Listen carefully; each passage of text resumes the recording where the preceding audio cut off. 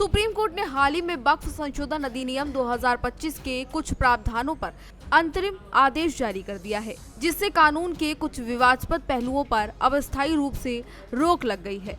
अदालत ने साफ किया है कि पूरे कानून पर स्टे लगाने का कोई आधार नहीं, लेकिन कुछ विशेष धाराओं पर रोक आवश्यक पाई गई है ताकि संवैधानिक और कानूनी प्रक्रियाओं का पालन सुनिश्चित किया जा सके। सबसे महत्वपूर्ण प्रावधान जिसके तहत वक्फ संपत्ति बनाने या घोषित करने के लिए यह आवश्यक था कि व्यक्ति पिछले 5 साल से इस्लाम धर्म का अनुयायी हो, उस पर कोर्ट ने अब रोक लगा दी है। सुप्रीम कोर्ट ने कहा कि ये रोक तब तक लागू रहेगी जब तक राज्य सरकारें ये निर्धारित नहीं कर लेती कि कोई व्यक्ति इस्लाम धर्म का अनुयायी है या नहीं। इस फैसले से ये साफ होता है कि कानून को लागू करने में समुदाय की पहचान को लेकर स्पष्ट नियमों का होना आवश्यक है।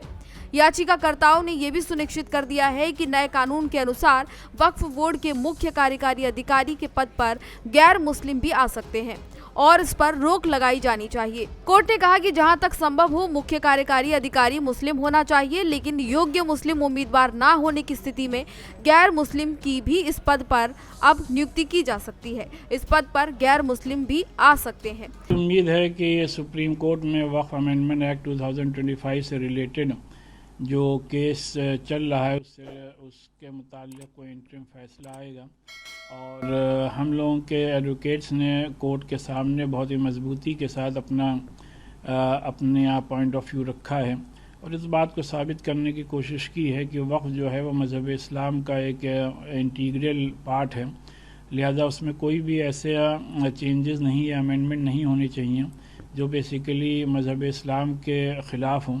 और तमाम लोगों ने इस बात को साबित करने किया है कि जो भी अमेंडमेंट्स किए गए हैं वो बेसिकली अपने मुल्क के आइन और कॉन्स्टिट्यूशन के आर्टिकल 14, 15, 16, 25, 26 और 300A के ख़िलाफ़ है। लिहाजा हम लोगों का यही मुतालबा है कि पहले से जो वक्फ एक्ट चला आ रहा है वो मोर देन इनफ है for the proper management and development of Waqf properties.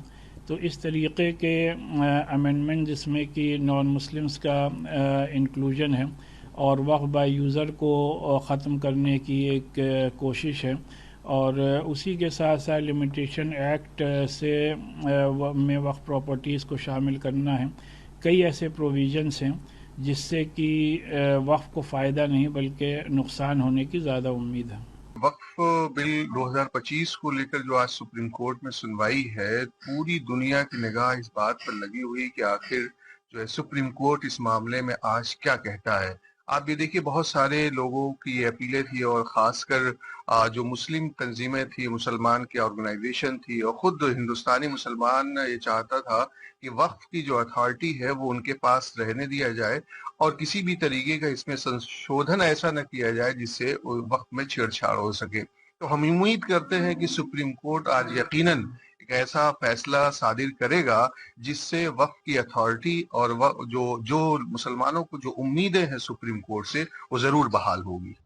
Supreme court ने इस तरह से ये सुनिश्चित किया कि कानून का उद्देश्य वक्फ बोर्ड को प्रभावी प्रशासन और पारदर्शी बनाए रखना है, लेकिन समुदायों के अधिकारों का उल्लंघन ना हो।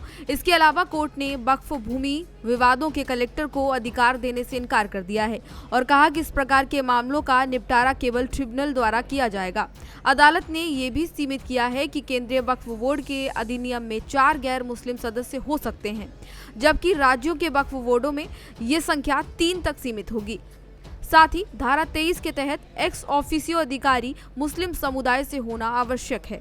बता दें कि अपने फैसले में चीफ जस्टिस ने टिप्पणी की कि प्रत्येक धारा को दी गई चुनौती पर गहन विचार किया गया और कानून के पूरे प्रावधानों को रोक देना उचित नहीं है, बल्कि केवल कुछ धाराओं को अस्थायी संरक्षण की आवश्यकता थी। उन्होंने ये भी कहा कि हस्तक्षेप केवल अत्यंत गंभीर और दुर्लभ परिस्थितियों में किया जाता है, जिसे रेयरस्ट ऑफ रेयर स्थिति कहा जाता है। अदालत ने यह भी सुनिश्चित किया कि कानून के लागू होने से वक्फ प्रबंधन अधिक प्रभावी हो सकता है और किसी भी प्रावधान का दुरुपयोग न हो। इस आदेश के बाद राज्य सरकारों और वक्फ बोर्डों के लिए आवश्यक नियम बनाने होंगे ताकि विवादित प्रावधानों का सही और पारदर्शी तरीके से पालन किया जा सके। सुप्रीम कोर्ट का ये फैसला वक्फ संशोधन अधिनियम 2025 में समुदाय आधारित नियमों और प्रशासनिक अधिकारों के बीच संतुलन बनाने का प्रयास है और ये स्पष्ट करता है कि कानून लागू करते समय संवैधानिक दृष्टिकोण और न्यायिक सुरक्षा को प्राथमिकता दी जाएगी। तो इस जानकारी में फिलहाल इतना ही। इसी तरह की तमाम और अन्य जानकारियों के लिए देखते रहिए भारत एक्सप्रेस यूपी।